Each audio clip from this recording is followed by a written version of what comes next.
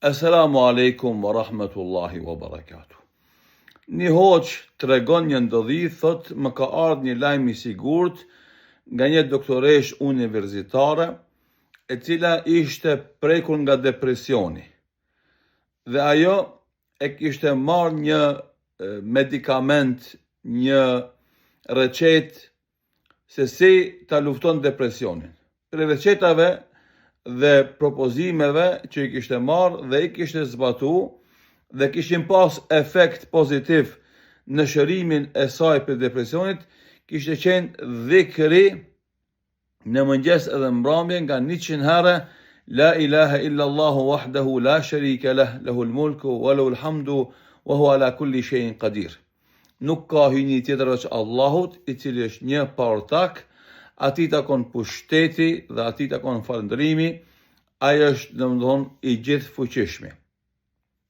Për ky dhikr, të cilën kjo profesoresh universitare me depresion e ka bë rregullisht mëngjes e mbrëmje nga 100 herë, ka pas efekt kurimi, shërimi shumë të fuqishëm dhe të madh. Ky rast nuk është I vetmi.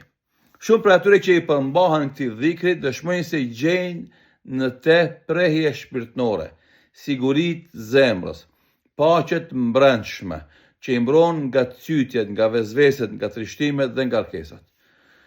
Një nga dietarët e mëdhenj të Kuranit, më parë më pa të thonë, kur më ndodh që e la pas dore këtë dhikr gjatë ditës time, më njëherë ndjej ndikimin e asaj që më mungon. Pra mungesa e këtij dhikrit vërejhet konkretisht në jetën dhe situatën e përditshme të atij hoxhe. Ky dhikr nuk është vetëm një fjali e përsëritur, por është një rregullim I përditshëm për zemrën, një kështjell e fortë për shpirtin dhe një sekret I fshehtë I qetësisë dhe suksesit. Andaj porosia jeme për mua dhe për ty është që çdo ditë në sabah e në akşam themi nga 100 herë La ilaha illa Allahu wahdahu la sharika lah, lahul mulku wa lahul hamdu wa huwa ala kulli shay'in qadir. Thuaje rregullisht që të shohësh efektin e jashtëzakonshëm që do e ketë në jetën tonë, timen dhe tonën rregullisht. Allahu dhul xhelal na bëf për atyre që e përmendin Allahun vazhdimisht, e sidomos me La ilaha illa Allahu wahdahu la sharika lah, lahul mulku wa lahul hamdu wa huwa ala kulli shay'in qadir.